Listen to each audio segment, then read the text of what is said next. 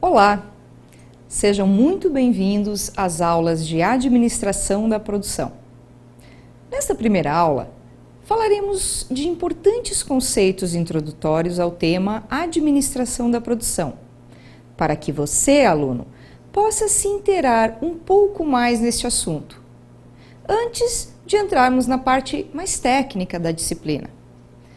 Veja na tela os temas que serão tratados nesta primeira aula.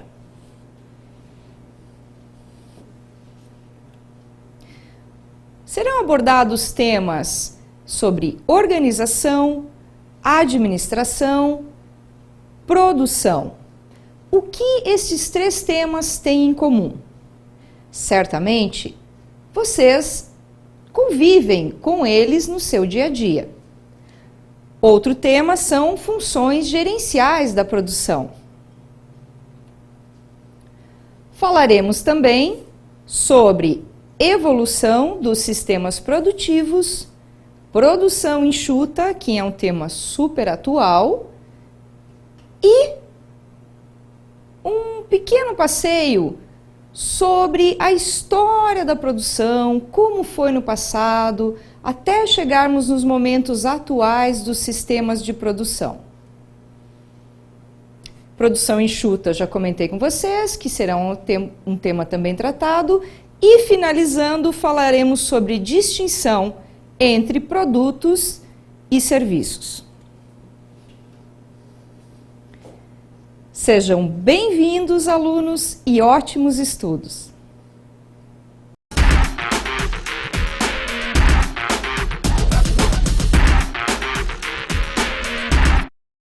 O que significa administração da produção?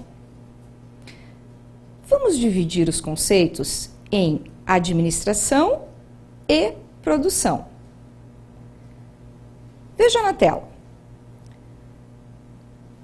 Quando falamos em administração, podemos citar aqui o nosso conhecido e renomado Chiavenato.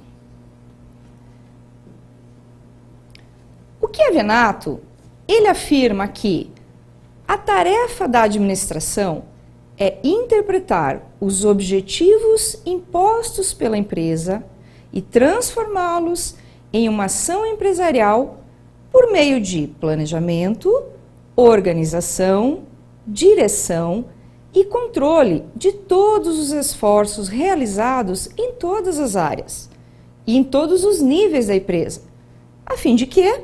A fim de atingir tais objetivos. Este é um dos mais clássicos entre os conceitos de administração. Interpretar objetivos propostos e transformá-los através de planejamento, organização, direção e controle. E o que é o conceito de produção para você? Algumas pessoas podem imaginar a designação de produção como sendo apenas uma atividade fabril. Logo, passa a imaginar um local cheio de máquinas, pessoas andando de um lado para outro, produzindo produtos, aquelas esteiras, robôs. Mas nós veremos na sequência das nossas aulas que a abrangência dessa ciência é muito maior e mais importante do que olhar apenas a questão chão de fábrica.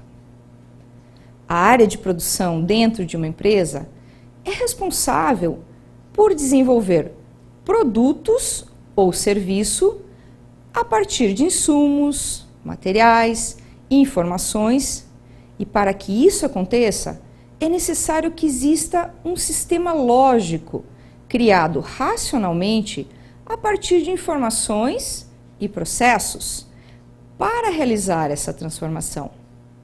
Me acompanhe no próximo slide.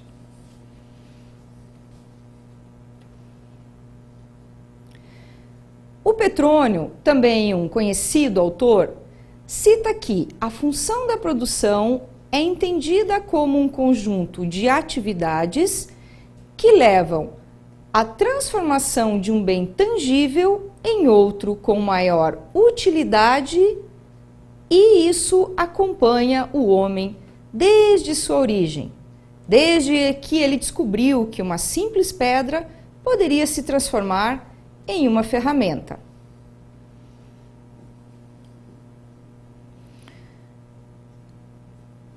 O Slack, um outro autor muito importante da área, ele simplifica o conceito de administração da produção, dizendo que se trata da maneira pela qual as organizações produzem bens e serviços. E veremos aqui que o Petrônio se focou mais na questão transformação de bens tangíveis, ou seja, os produtos. Já o Slack abriu esse conceito para bens e serviços, tratando a administração da produção de uma forma mais abrangente. Então, aluno, podemos pensar que a produção pode ser entendida como um conjunto de atividades que levam à transformação de uma ideia, objeto ou serviço em um bem com maior utilidade e valor. Transformar ideia, objeto e serviço, um bem com maior utilidade e valor. Dentro da administração da produção, ainda existe uma outra divisão. Veja comigo no próximo slide. Alguns autores citam que a administração da produção e operações é o campo de estudo dos conceitos de técnicas aplicáveis a tomadas de decisões e dividem em duas coisas: função da produção em empresas industriais e operações para o caso de serviços. Então, aluno, você pode estar surpreso e se perguntando: então existe administração de produção em serviços? Claro que existe, aluno. Os conceitos são totalmente aplicáveis também na área de serviços. Nas empresas industriais, a administração da produção engloba o processo empresarial e administrativo, desde o fluxo de recursos, de materiais, quantidades, os tipos de materiais usados no produto, também os recursos humanos, a mão de obra necessária para a execução dessas tarefas, saber se este funcionário que vai executar a tarefa está qualificado ou não para executar esse trabalho. Outra atividade é também administrar os recursos informacionais, ou seja, todas as informações que também serão chamados de inputs necessárias para iniciar uma produção, desde as previsões de venda, as estratégias de marketing, os custos envolvidos, os tempos de entrega, os tempos de fabricação, o maquinário necessário e os processos para efetivar uma tarefa. Nas operações ou empresas de serviços, também é necessário observar todos esses pontos, com outros enfoques. Por exemplo, talvez não se use tanto a questão do maquinário, mas se enfoque muito mais na questão da mão de obra. O tempo de entrega, ele também pode variar muito. O cliente, quando você fala em serviços, ele deve estar muito mais próximo. Mas nós trataremos dessa diferenciação entre produtos e serviços um pouco mais adiante. Veja comigo no próximo slide. O objetivo da administração da produção é juntar todos esses recursos que eu falei agora há pouco e transformá-los de maneira controlada a fim de agregar valor. Tudo isso de acordo com os objetivos da organização. Esse processo é mostrado no esquema a seguir. que nós veremos no próximo slide. O Lavoisier já dizia que nada se cria, nada se perde, tudo se transforma.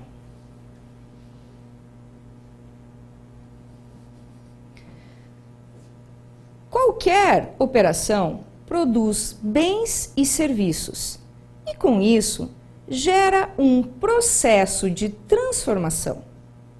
O início desse processo está lá atrás, nos objetivos estratégicos da organização. A partir desses objetivos estratégicos, a empresa irá traçar os objetivos estratégicos da produção. Depois, a estratégia da produção.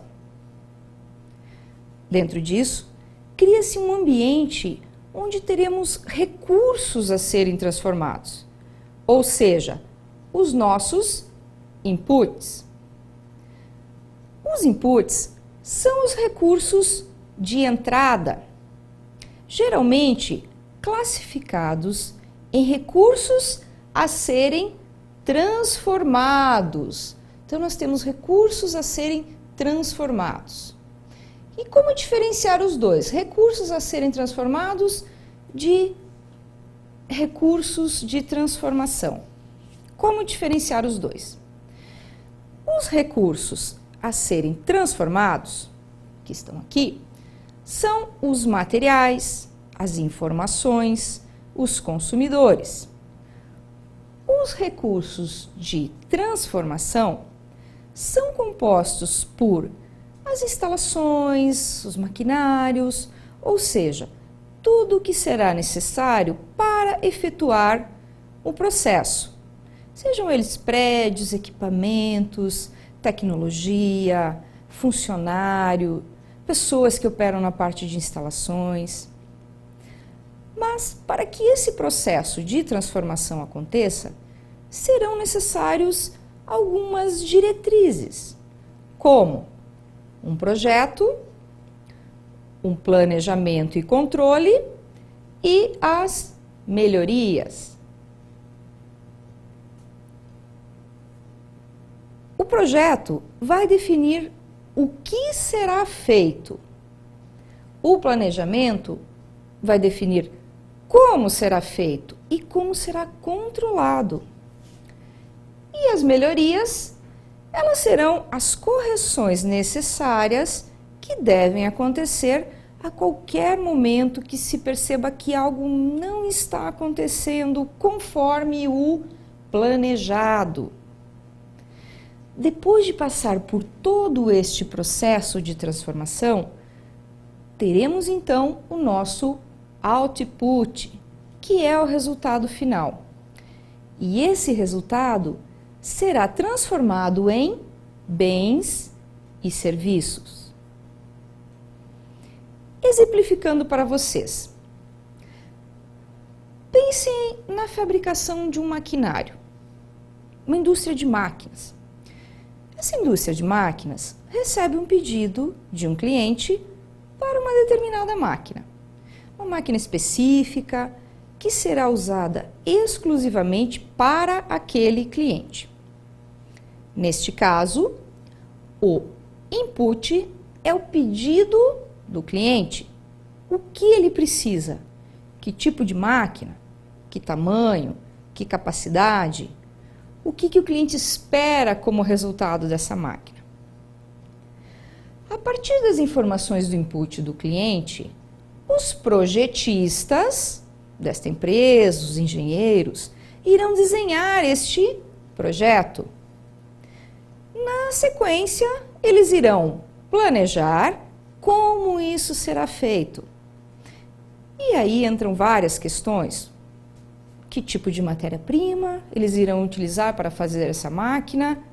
Qual que vai ser a potência do motor, o tamanho da máquina, quanto tempo para produzir, que ferramental é necessário para produzir e como será controlada desde a qualidade e todo o restante durante esse processo. Ainda assim, poderão ocorrer melhorias, como uma troca de ferramenta, ou perceberem que a matéria-prima utilizada não está bem adequada e trocarem isso. Estão aqui nas melhorias. O final disso tudo, deste processo todo, será o nosso output, ou seja, um bem produzido resultando na máquina para aquele cliente. Este processo todo de transformação normalmente ocorre mapeando-se em macro-operações e micro-operações. As macro-operações se referem à produção principal de uma empresa, enquanto as micro-operações se referem às produções menores, que alimentam e sustentam uma macro-operação. Por exemplo, uma construtora tem uma macro-operação, a construção de um edifício. Para isso, ela depende de micro-operações. Então ela começa a pensar se será um edifício residencial, comercial, um mix dos dois, o que vai ser oferecido nesse condomínio, vai ter piscina, vai ter academia, vai ter que tipo de coisas vão ter.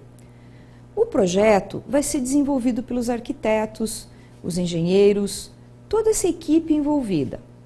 E aí começa a vir a fundação, a estrutura, pensar na parte elétrica, hidráulica, os tipos de acabamentos que esse edifício vai ter, como que vai ser a venda desses imóveis e a forma de financiamento dessa obra.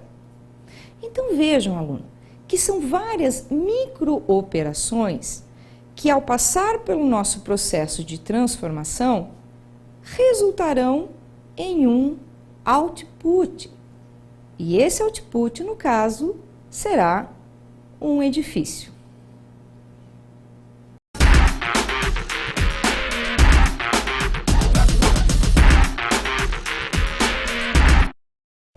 Falaremos agora sobre funções gerais da produção.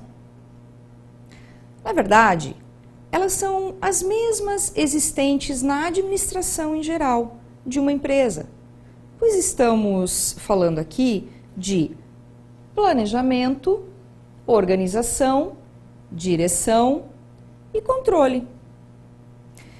O planejamento, ele será responsável por dar base a todas as atividades gerenciais futuras quando estabelece linhas de ação que devem ser seguidas para satisfazer objetivos estabelecidos. Também deve estipular o momento em que essas ações devem ocorrer. A organização é o processo de juntar, de combinar os recursos produtivos, seja pessoal, mão de obra e recursos de matéria-prima, equipamentos e capital, pois sem eles nada acontece. A combinação e esses recursos são essenciais para a realização das atividades planejadas, mas devem ser organizados de forma coerente para um melhor aproveitamento. Já a direção, ela transforma planos em atividades concretas, ou seja, é o processo de transformar aqueles planos que estão no papel em atividades concretas. A direção é que irá designar as tarefas e responsabilidades específicas aos empregados, estabelecendo aí as metas, motivando, coordenando esses empregados e os seus esforços.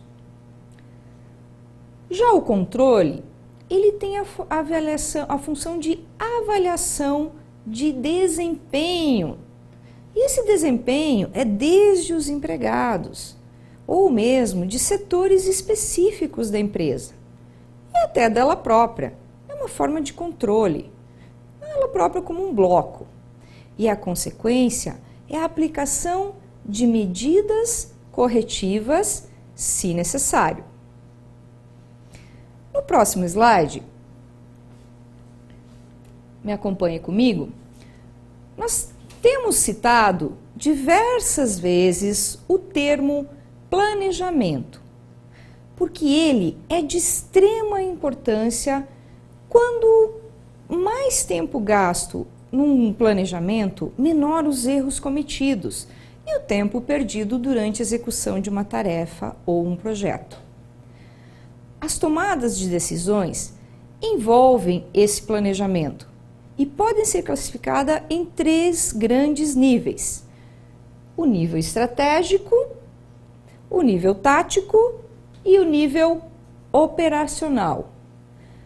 A sua importância e atuação será conforme a abrangência que terão dentro de uma empresa, afetando fatias maiores ou menores na companhia. Me acompanhem aqui no gráfico. Quando falamos em nível estratégico, aqui nesse esquema estamos falando no alto da pirâmide, é o nível da alta direção. Podemos dizer que a visão futura da empresa é o mais amplo dos 3 níveis. Isso porque acaba avaliando também fatores internos e externos da empresa. Nesse nível, trabalha-se com informações e decisões baseadas em um horizonte de longo prazo e de altos riscos. Já o planejamento e a tomada de decisões são mais amplos, envolvendo políticas corporativas, grandes políticas da organização, desde a escolha de linhas de produtos, localização de novas fábricas, armazéns, unidades de atendimento, o projeto, o processo de manufatura e todas as tomadas de decisões e dos recursos aplicados na empresa. É por isso que tudo é considerado como um processo permanente. Este nível é tratado lá pela diretoria, pelo CEO da empresa e, dependendo da organização, estabelecendo aí os seus processos. Já no nível tático é o nosso nível gerencial e aqui encontra-se o meio da nossa pirâmide, este nível aqui.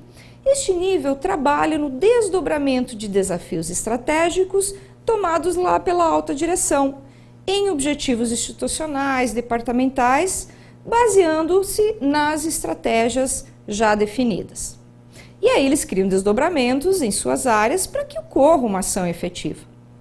Quando nós falamos de indústrias, o planejamento tático ele está ocorrendo a nível de fábrica e envolve as informações e decisões baseadas no médio prazo e com um risco moderado. Envolve aqui também um nível de gerência média ou intermediária, como supervisores, e podemos dizer que tem como sua finalidade especificar de que modo o seu setor, projeto ou processo irá alcançar objetivos pré-estabelecidos pela organização. E para fechar, temos aqui o nível operacional. Agora estamos na base da pirâmide, onde os projetos saem do papel e se concretizam. Nesse nível é exatamente onde são formalizados os objetivos e procedimentos, ou seja, a implantação das ações definidas pelos níveis acima. Por serem operacionais, trabalham com curtos horizontes de tempo e riscos, e relativamente menores. Acontecem dentro das operações produtivas e envolvem cada tarefa ou cada atividade de forma isolada, com o objetivo de manter metas específicas. Nesse nível é onde criam-se as condições para a realização dos trabalhos diários e normalmente é bem mapeado e formalizado através de procedimentos, fluxogramas, metodologias definidas previamente de como executar uma tarefa. Até os padrões de processo para facilitar a vida dos colaboradores neste nível. É importante salientar, Arun, que cada planejamento operacional deve conter os recursos necessários para a implantação com os procedimentos básicos, os prazos, os resultados esperados e a responsabilidade de cada tarefa. Então, aluno, explanamos aqui os 3 níveis estratégicos para a tomada de decisões.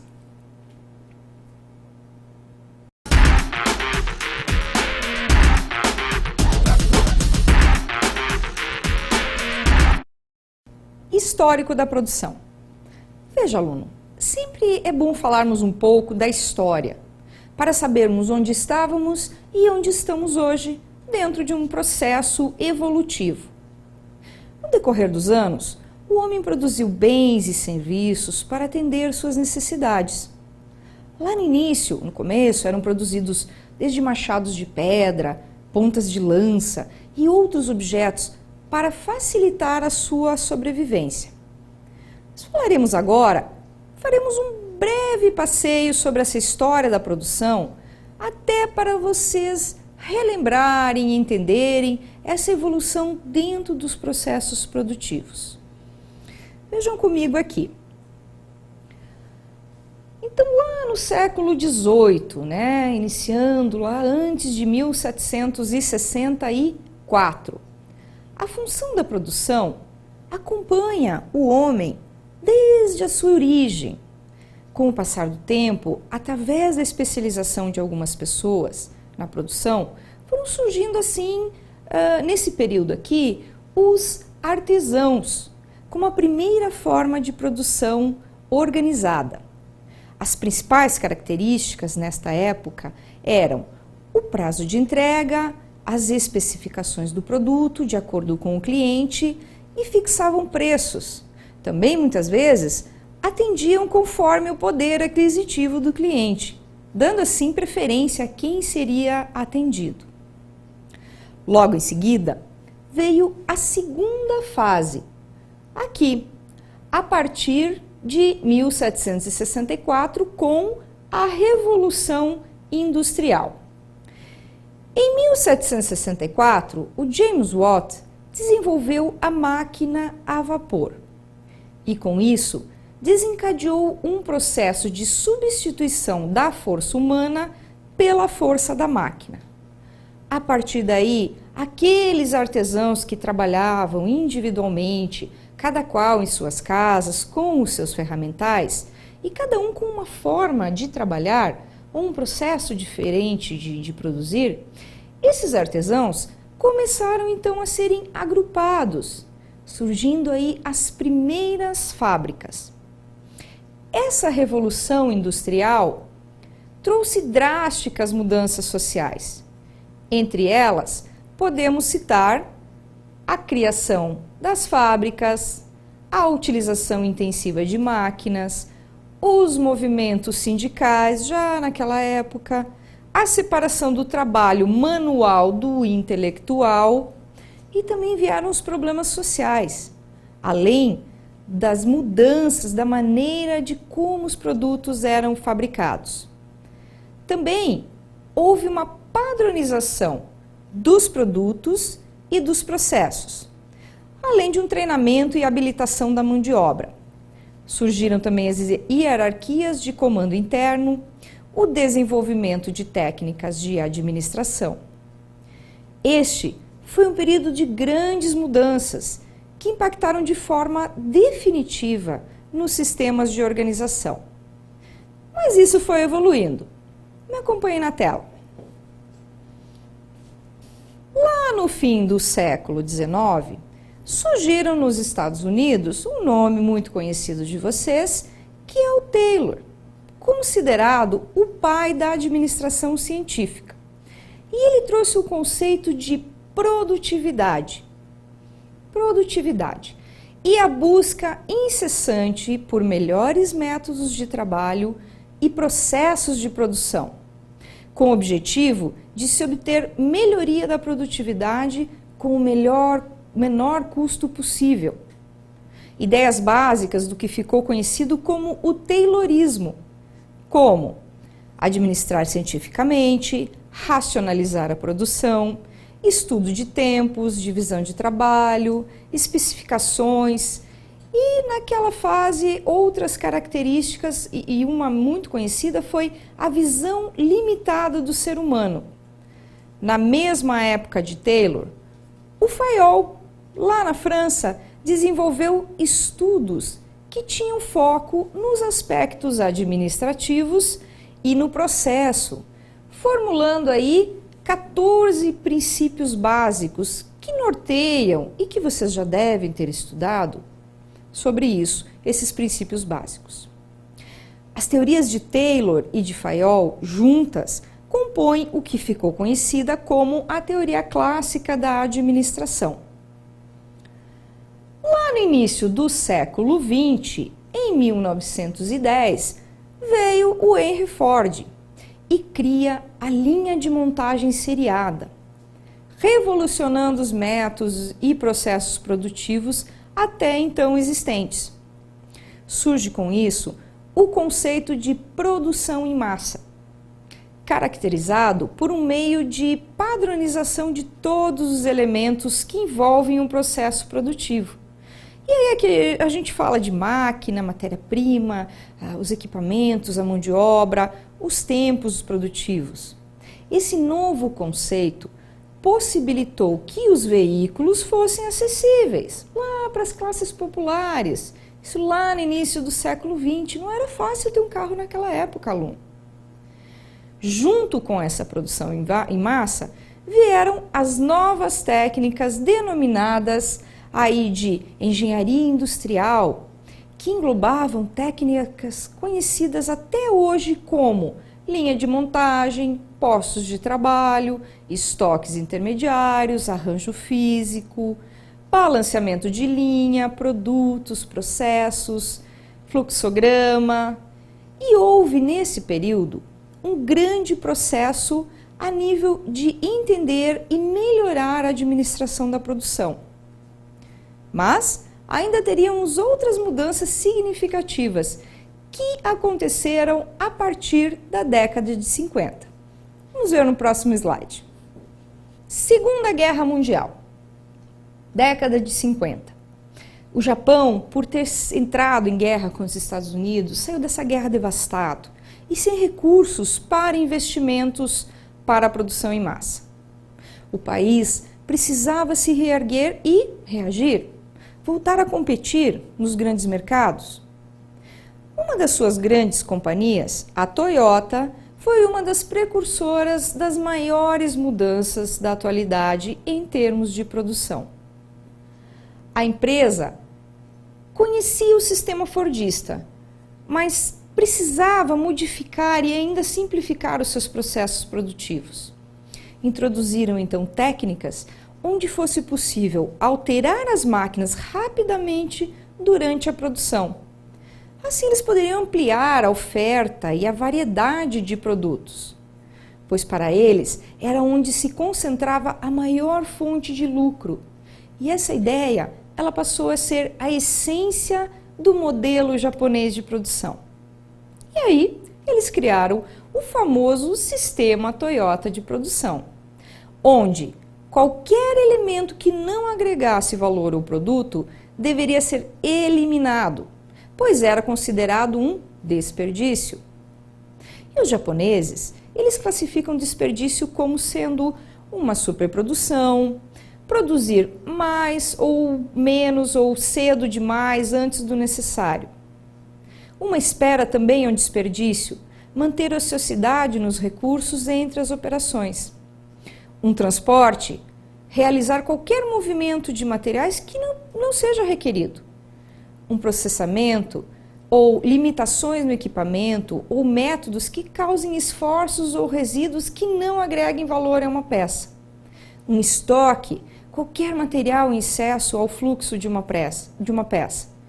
O desperdício de movimentos, ou seja, qualquer movimento de pessoa ou operação de máquina que não agreguem valor ao produto. E até mesmo um retrabalho, uma atividade de recuperação de produtos defeituosos.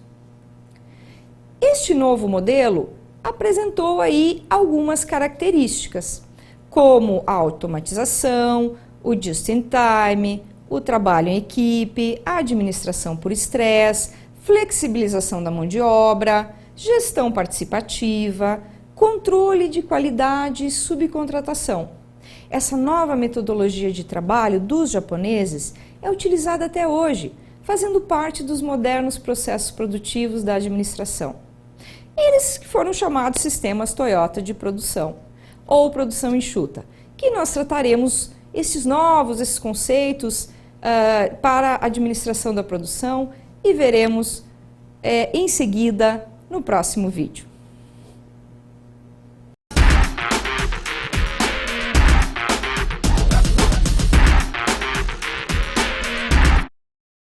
Então, conforme comentamos no vídeo anterior, o Japão, lá na década de 50, para poder se reerguer e a sua indústria, eles precisavam de algo mais do que a simples imitação do sistema americano de produção em massa.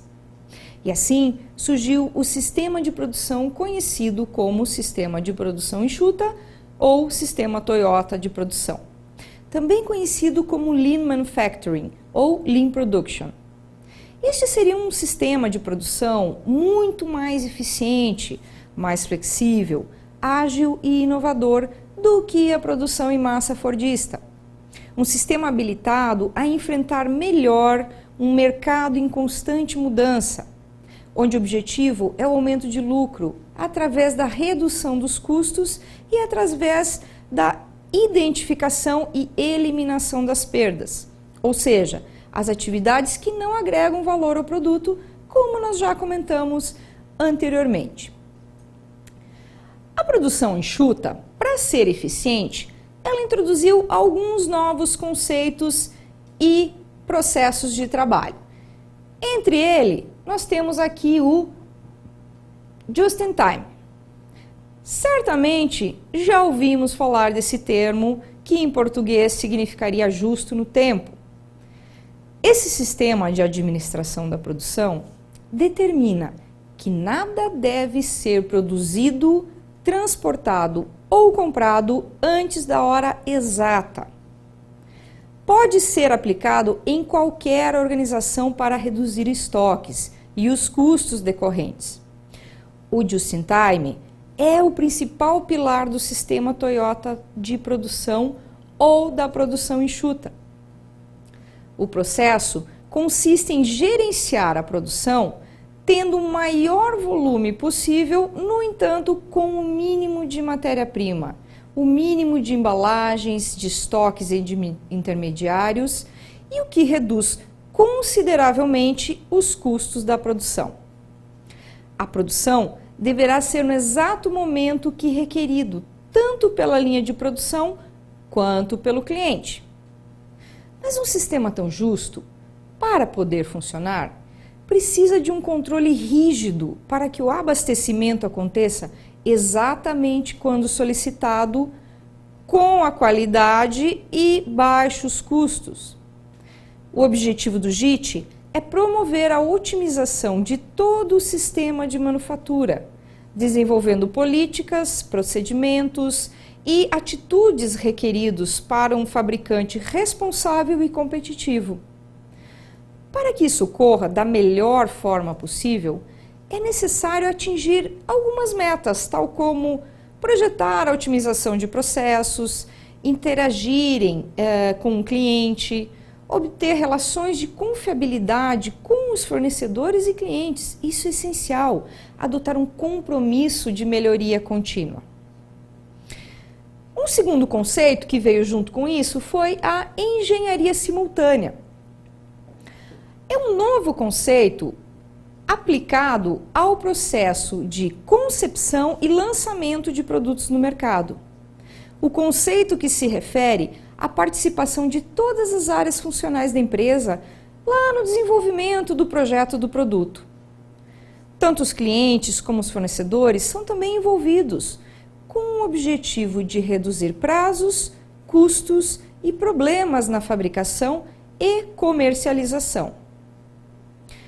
O pilar fundamental encontra-se aí nos times multifuncionais e nas ferramentas auxiliares, que proporcionam maiores facilidades de gestão e que, portanto, os resultados são mais previsíveis.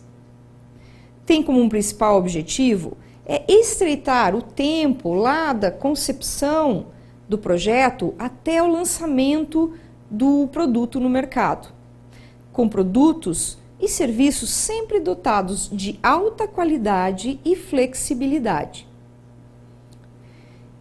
Em pesquisas realizadas sobre o tema, apontam aí que o uso de times multifuncionais proporcionam responsabilidade pelo projeto, desde o início até o fim. E assim, permite aos membros do time um maior poder de decisão nos vários níveis e gera um espírito coletivo de propriedade pelo projeto. Um terceiro ponto importante desenvolvido pela produção enxuta foi a tecnologia de grupo. Essa metodologia é muito utilizada e traz ótimos resultados na determinação do roteiro de fabricação de um produto. A tecnologia de grupo é um conjunto de técnicas manufatureiras que estuda as similaridades básicas de peças, processos manufatureiros, com um objetivo simples: otimizar as máquinas, tempo e produtividade. Isso a partir de uma classificação ou codificação de produtos ou famílias que podem ser classificadas pelo tamanho do produto, pela sua forma, pelo seu roteiro de fabricação e pelo seu volume, criando-se assim um sistema de codificação onde cada parte recebe um código estruturado contendo as características físicas das peças. Com a identificação desses códigos e a similaridade física dos componentes, determina-se aí os roteiros de fabricação semelhantes, agrupando-se os processos produtivos comuns. Resultado, uma redução no desperdício de tempo e ganhos na produtividade. A partir deste roteiro, a fabricação pode ser projetada em células de produção. As células de produção ou de manufatura é um conjunto de máquinas que são fisicamente separados para produzir uma família de peças e que precisam ser fabricados com uma certa frequência e em lotes. Nessa célula serão agrupadas estações de trabalho, com os mecanismos de transporte, de estoques intermediários entre elas. E essas estações de trabalho, geralmente elas são dispostas em U, com o objetivo de haver maior velocidade de produção. Exige que o funcionário dessa célula seja polivalente. Ele tem que participar de todo o processo com todos os funcionários, estabelecendo integração da equipe de trabalho. Uma das grandes vantagens nesse método é a melhoria de controle de qualidade. O defeito ele pode ser detectado e corrigido na própria estação. Um outro ponto que veio junto com a produção enxuta foi o TQC, ou Total Quality Control. O TQC, Controle Total da Qualidade, é um sistema gerencial baseado na participação de todos os setores e de todos os empregados de uma empresa. Ele tem como objetivo a satisfação total de ambas as partes, de um lado o fabricante, do outro lado o cliente. O TQC pode ser aplicado em qualquer empresa ou estabelecimento que queira a otimização dos seus serviços. Aí vai se usar técnicas de relacionamento, aperfeiçoamento, controle, participação e entre outras que seguem um trabalho visando um aumento de lucro. Praticar um bom controle da qualidade é desenvolver, projetar, produzir e comercializar um produto de qualidade que seja mais econômico, mais útil e sempre satisfatório para o consumidor. Algumas diretrizes do TQC são: orientação pelo cliente, qualidade em primeiro lugar, ação orientada por prioridades, ação orientada por fatos e dados, controle de processo e de dispersão, ações de bloqueio quando necessário, respeito pelo empregado como ser humano, comprometimento sempre da alta direção. Então, esses são os pontos de um sistema de TQC. Outro fator que entrou junto com produção enxuta foram os sistemas flexíveis de manufatura. Um sistema flexível de manufatura, ou Flexible Manufacturing System, também conhecido como FMS em inglês, é um sistema que possui uma certa flexibilidade para reagir a mudanças esperadas ou inesperadas no processo de fabricação. Ele é formado por um conjunto de máquinas de controle numérico. Essas máquinas são interligadas por um sistema central de controle e por um sistema automático de transporte. Mas nós falaremos mais dessas máquinas CNC nas próximas aulas. Aqui é importante sabermos que a principal vantagem do sistema FMS é a alta flexibilidade em administrar os recursos de manufatura, como o tempo e esforço para a manufatura de novos produtos. A melhor aplicação do FMS é a produção de pequenos lotes de produto e não na redução em massa. Mas nós falaremos de forma mais detalhada desses sistemas flexíveis de manufatura ainda nas próximas aulas. Para complementar o tema de produção enxuta, podemos falar aí do consórcio modular, que é uma formatação de processos onde diversos parceiros de uma indústria trabalham juntos dentro de uma planta, por exemplo, dentro de um espaço físico, nos seus respectivos módulos.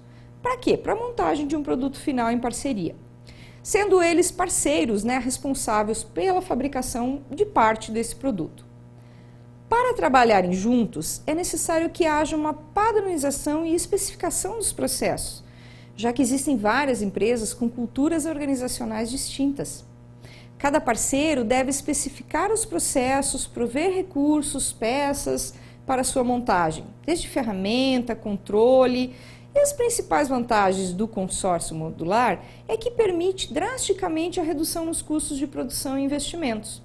Diminui ainda os estoques e o tempo de produção, aumentando a eficiência na produtividade. Ele é muito utilizado, por exemplo, nas indústrias automotivas, que trazem seus fornecedores para dentro de um condomínio industrial, criando aí uma estreita relação de confiança com este grupo de fornecedores.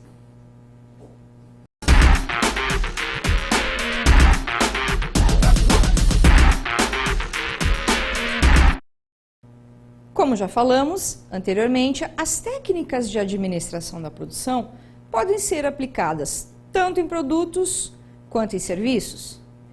Falaremos agora sobre a diferença na aplicabilidade entre eles. Embora sejam muito parecidos esses processos, nós temos algumas diferenciações quando se trata de produtos e serviços, que podem ser aí na natureza do que se oferece ao cliente e no seu consumo, a uniformidade dos insumos necessários, as possibilidades de mecanização, no grau de padronização daquilo que é oferecido, independentemente do cliente considerado. Pode-se dizer também que na proximidade entre cliente e fornecedor existe aí uma diferenciação. No serviço, a proximidade é muito maior, pois só inicia a partir do pedido do cliente. Veja comigo aqui algumas diferenciações entre produtos e serviços. Quando falamos das características entre produtos, separamos aqui entre indústria e entre empresas de serviços. Falamos de produto. Os produtos, eles podem ser físicos e, nesse caso, na indústria e na empresa de serviços, eles são intangíveis. Na característica estoque, na indústria é comum possuir estoque, na empresa de serviço é impossível, não se pode estocar serviço.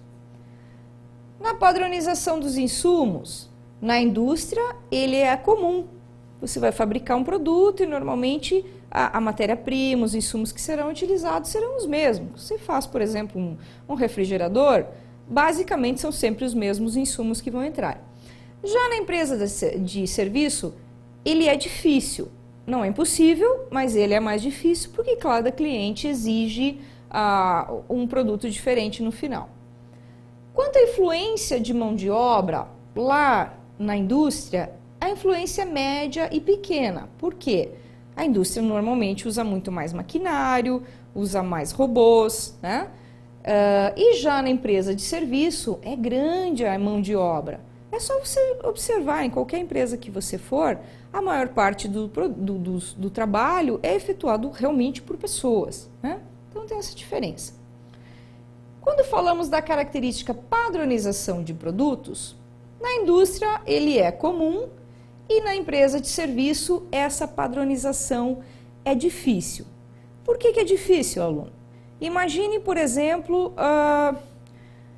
vamos falar aí de uma propaganda, uma publicidade de uma marca de shampoos. Você já imaginou se a empresa de publicidade oferecer para 5 clientes o mesmo tipo de comercial? Não vai funcionar, né? Cada cliente vai ter que ter o seu comercial com as suas características e totalmente diferenciado. Tá? Então, essas é uma visão das diferenças, as características aí entre produtos e serviço. Com isso, alunos, nós encerramos esta nossa primeira aula. Eu agradeço a vocês e nos encontraremos nas próximas aulas.